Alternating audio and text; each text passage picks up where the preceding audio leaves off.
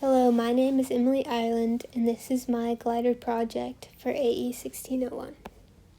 The requirements for the project were that it be smaller than a 16 by 16 inch box, be hand thrown and go 20 feet, and be designed like a glider, not like a stone or an arrow.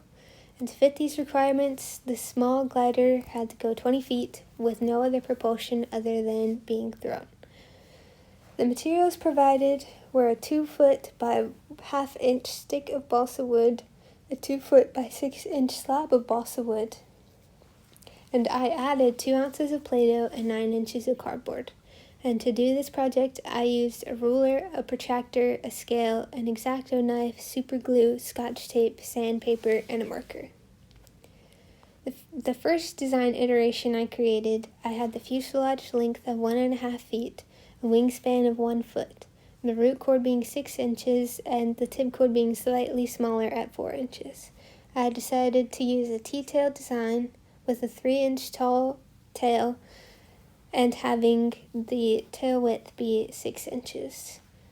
I used cardboard to make this iteration because I was hesitant to use the balsa wood, not knowing if the design would work or not. Luckily, this was a good decision because the glider did not perform well and broke before I had a chance to video its performance. The second iteration had a similar wing design and fuselage length, as well as wingspan. However, after discussing some things in class with other students, I decided to be creative and try a circular design for the tail just to see if it would work.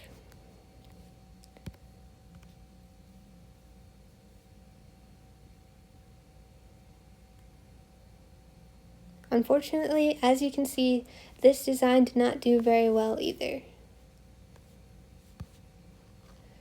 So, for my third and final design, I decided to do some research about nature and how birds fly so well, and decided that for my final iteration, I wanted to have a swept back wing similar to what a bird would have and see if it would work well, since birds often also glide. And I came up with the albatross. This plane has a 15.5 inch fuselage, a wingspan of 16 inches, and a tail of 8 inches. The tail is similar to the wings, but slightly smaller. As you can see, I added Play-Doh to the top of it in order to help move the center of gravity forward. The design fits perfectly in the 16 by 16 inch size range with a fuselage length of 15.5 inches and a wingspan of 16 inches. The swept-back wing was much more effective for generating lift. It allowed airflow to go over the wings much more easily. The larger tail also allows for more drag reduction. And using glue allowed for a much more steady application of the various parts. Although the wing broke in one of the testing times, the use of tape to fix it helped even out the warped materials and add significant amount of weight to the front of the glider, which moved the center of gravity even more to the front of the glider. Although not completely intentional, the leftover glue and cardboard from previous iterations also slightly raised the angle of attack of the airfoil, allowing better airflow around it.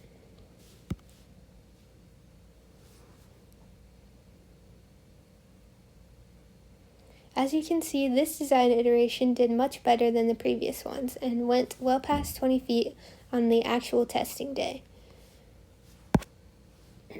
So to get to calculations, I found that the glider weight was around 25 grams and the wing planform area was around 24.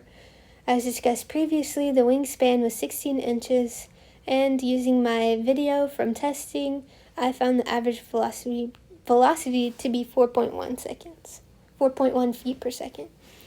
Using all of this and the formulas provided, I was able to find the coefficient of lift, the aspect ratio, the induced drag, and the coefficient of drag. The center of gravity is about 1/2 inch above the quarter cord of the wing, which I found by balancing the glider on my finger. Using the weight of the glider, the wing planform area, the average velocity from the flight test, and sea level density found from NASA, I calculated my lift coefficient to be 0.0995. Then, the wingspan and the planform area, I found the aspect ratio of 10.667. Then I used the aspect ratio, the lift coefficient, the value of pi, the value of e, and I was able to find the induced drag coefficient. Then using that, I was able to find the drag coefficient to be 0.0118. So, the engineering design process. The steps of this are ask, research, imagine, plan, create, test, and improve. And the cycle goes on until your project is perfected. This process is super important because even if you do your best and try to make a perfect design, it might not always work.